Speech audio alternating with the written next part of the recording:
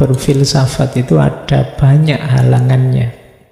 Saya kasih contoh 3, itu beberapa halangan berfilsafat yang sering sekali hari ini kita temui. Yang pertama apa? Ada istilah herd instinct. Herd instinct itu insting kerumunan.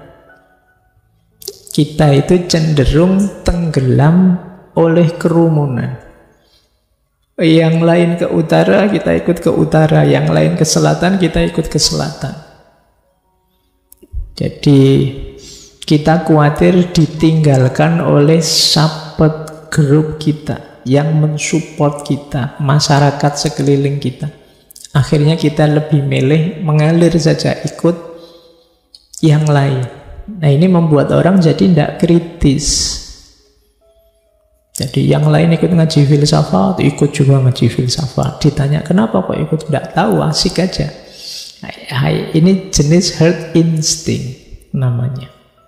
Jadi insting kerumunan, ya karena manusia itu makhluk sosial, dia khawatir kalau ditinggalkan circle-nya. Padahal circle-nya tidak selalu benar. Nah, filsafat kan menyuruh kritis. Yuk jangan ikut saja, yuk kalau memang kelompokmu bagus, baik, benar, ikuti. Kalau tidak, ya tinggalkan saja, tidak usah ikut. Tapi kan kita takut loh, kalau saya tinggalkan, kalau saya ditinggalkan mereka, gawat Pak, saya kan tidak bisa hidup sendiri. Ini tantangan bagi filsafat. Yang kedua, yang sering menghalangi kita berfilsafat itu partisan mindset. Cara berpikir partisan, kelompokmu dan kelompokmu, kita dan mereka, minna wa minhum. Biasanya partisan mindset itu kan dilanjutkan berpikir hitam putih. Aku yang pasti benar, mereka yang pasti salah. Aku yang pasti baik, mereka yang pasti buruk. Aku yang pasti hebat, mereka yang pasti tidak hebat. Ini yang dimaksud mental partisan, mindset partisan. Jadi isinya adalah we are right, they are wrong. Mentalitas us and them, kita dan mereka. Kita seringkali pakai logik ini, circle kita atau circle mereka, kelompok kita atau kelompok mereka, pilihan kita atau pilihan mereka. Nah, itu partisan mindset. Karena saya sudah terlanjur meleh, sudah terlanjur berkubu, yo mati-matian harus saya bela kubu saya. Nah, baik atau benar tetap harus saya bela, salah pun saya bela. Ini namanya partisan mindset. Tentu saja jadi tidak kritis. Kemudian yang ketiga, gandengannya partisan mindset itu arogan mindset. Arogan mindset itu nganggap diriku penting, nganggap diriku lebih hebat dari yang lain, aku lebih pintar dari yang lain. Kita ingin menunjukkan diri kita selalu benar. Kita tidak mau disebut tidak tahu, tidak paham, atau salah. Karena aku ini hebat. Begitu terbukti salah, kita ngeyel. Cari-cari alasan biar tetap benar. Ya nanti paling mentoknya, saya kan juga manusia biasa, bisa salah. Ini mesti, pokoknya orang bisa salah pokoknya. Aku harus selalu hebat. Ini namanya arogan mindset. Makanya pernah saya bilang justru orang yang suka ngeyel dia harus selalu benar, malah bukan cirinya filsafat. Jadi filsafat itu ya dia keberpihakannya bukan pada egonya tapi pada kebenaran. Meskipun sebenarnya tidak cocok sama saya, bukan selera saya, tapi kalau benar ya saya akui kamu benar. Nanti banyak orang yang arogan. Ya mungkin ada juga yang arogan mindset atas nama filsafat. Wah, saya sudah ikut ngaji filsafat, sudah ratusan sesi, masuk dikalahkan debat sama anak kecil gini, tidak usah lah. Terus kamu ngeyel, tidak bisa dikalahkan. Ini namanya arogan mindset. Jadi kalau ada kalian 3 halangan ini biasanya sulit memang untuk berfilsafat. Herd instinct, partisan mindset, atau arrogant mindset. Orang yang arogan, partisan, dan tenggelam dalam kerumunan susah untuk berfilsafat. Karena 3 situasi ini membuat orang tidak kritis.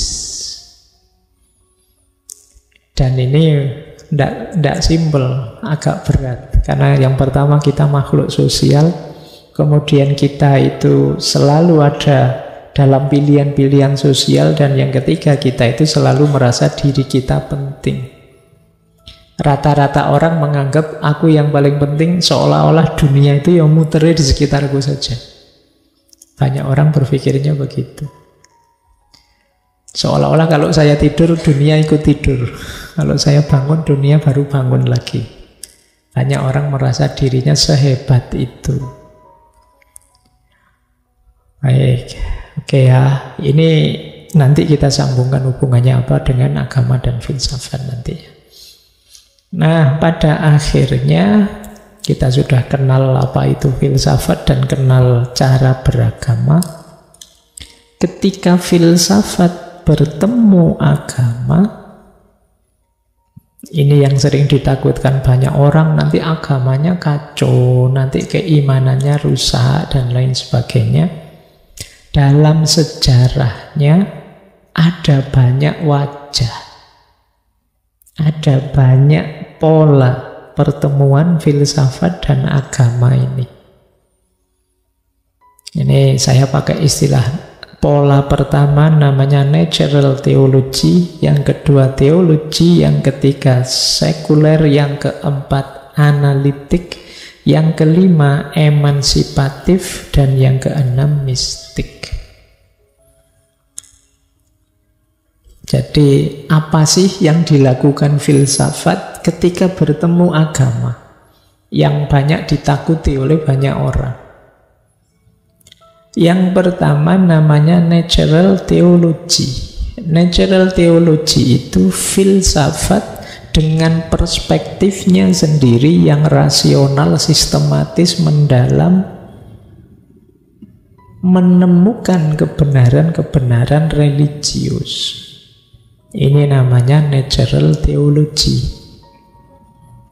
Jadi kalau di yang pertama ini orang menggunakan akalnya dulu untuk menemukan kebenaran-kebenaran religius.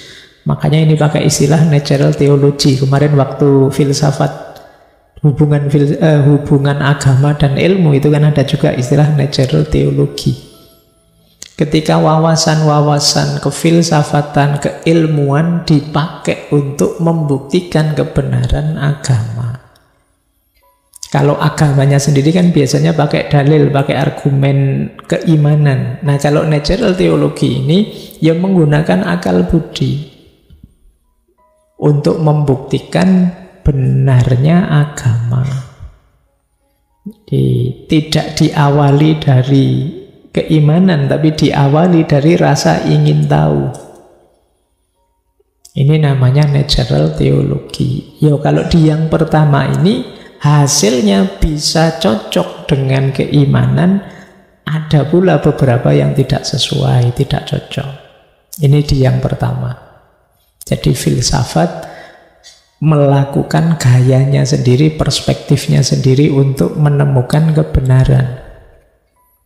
Ada yang kedua. Kalau yang kedua ini gaya teologi. Gaya teologi itu orang, kalau dalam Islam ada istilah ilmu kalam.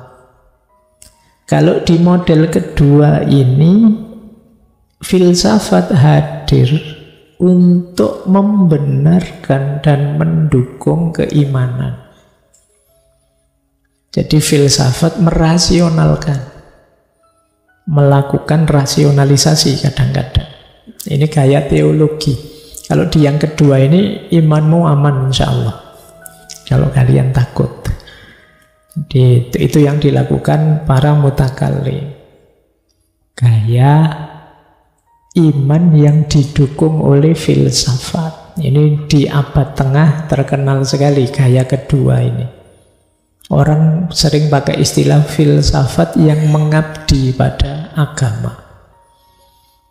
Jadi kalau yang pertama tadi kan filsafat jalan sendiri, yang hasilnya bisa ketemu bisa tidak dengan agama, tapi biasanya ketemu karena kebenaran akal dan kebenaran wahyu itu kan sama-sama dari Tuhan. Kalau di yang kedua pasti aman karena diawali dari keimanan yang dibuktikan secara rasional. Kalau yang ketiga gaya sekuler. Kalau gaya sekuler sudahlah, biarkan jalan sendiri-sendiri. Misalnya ada pendapatnya Immanuel Kant yang bilang filsafat memberi ruang pada agama. Alasannya apa? Dipikir sampai seperti apapun, dalam agama banyak pandangan-pandangan yang sangat metafisik, yang tidak bisa dijangkau oleh akal. Maka ya sudahlah, kasih ruang untuk agama sendiri. Nah ini mungkin kalau hari ini mirip gaya sekuler. Jadi ya agama, filsafat ya filsafat. Yang satu kepuasan intelektual, yang satu kepuasan religius. Tidak ketemu juga tidak apa-apa, tidak sama juga tidak apa-apa. Nah ini kayak kalian misalnya begitu masuk masjid, wah jadi orang soleh. Nanti keluar masjid kumat lagi. Ya, kamu tidak mau disebut sekuler, tapi ya kamu gayamu sekuler. Jadi kalau di masjid sujud nangis-nangis, tobat, nanti balik ke kantor korupsi lagi. Baik, ini gaya sekuler. Ada yang keempat, gaya analitik. Ini biasanya dilakukan oleh anak-anak kampus. Filsafat jadi sudut pandang untuk menganalisis fenomena keberagamaan. Jadi dianalisis, kalau orang beragama ini cara berpikirnya begini, perilaku hidupnya begini, itu dianalisis. Kalau yang agama ini lebih menghargai waktu. Kalau yang ini emosinya sangat luar biasa. Kalau yang ini lebih santai. Kalau ini analisis. Skripsi-skripsinya anak-anak mahasiswa jurusan agama itu kan gaya analitik ini. Dia ada di luar medan, di luar gelanggang, mengamati perilaku-perilaku, mengamati sikap-sikap, mengamati kebiasaan-kebiasaan, fenomena-fenomena, terus dijelaskan. Ini gaya analitik namanya. Nanti ada gaya emansipatif. Gaya emansipatif ini agak kritis. Dalam rangka apa? Meningkatkan kualitas beragama. Gaya emansipatif itu mungkin agak nyelekit, agak tidak enak, tapi sebenarnya tujuannya emansipasi. Emansipasi itu biar kita lebih baik. Misalnya orang kritik kita, loh katanya jadi orang beragama, tapi kok kelakuannya begitu. Ini kan diingatkan. Katanya cinta damai, kok tiap hari ngamuk terus, kok tiap hari ya. Itu diingatkan. Katanya kasih sayang, disinggung sedikit tersinggung, marah-marah. Ini gaya-gaya kritis seperti ini namanya gaya emansipatif. Jadi yang kadang-kadang kita tidak sadar, kita merasa keberagamaan kita bagus saja, begitu iya ya ada kurangnya gitu. Nah ini gaya emansipatif. Ada yang terakhir gaya mistik. Kalau di gaya mistik ini filsafat hadir untuk menjelaskan pengalaman keagamaan. Pengalaman keagamaan itu kan sesuatu yang sangat privat, batin. Cuma kan ada kalanya perlu diceritakan, perlu disampaikan, meskipun tidak mudah. Di situ filsafat hadir membantu untuk menguraikan, untuk memahamkan pengalaman yang sedang dirasakan. Jadi buku-buku filsafat mistik, buku-buku tasawuf falsafi kalau dalam Islam itu jenis yang terakhir ini. Menggunakan filsafat untuk menguraikan penghayatan dan pengalaman keagamaan. Jadi ada 6 jenis peristiwa yang terjadi ketika filsafat bertemu agama.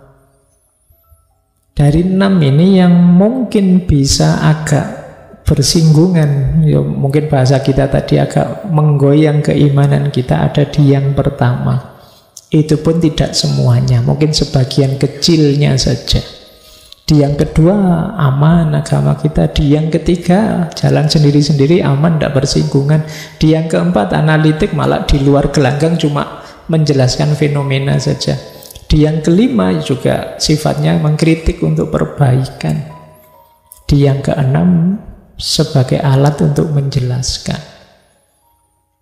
Jadi kalau ada yang tanya sejauh mana filsafat bisa menggoncang keimanan kita, ya paling kalau dari situ ya prosentasenya sangat kecil.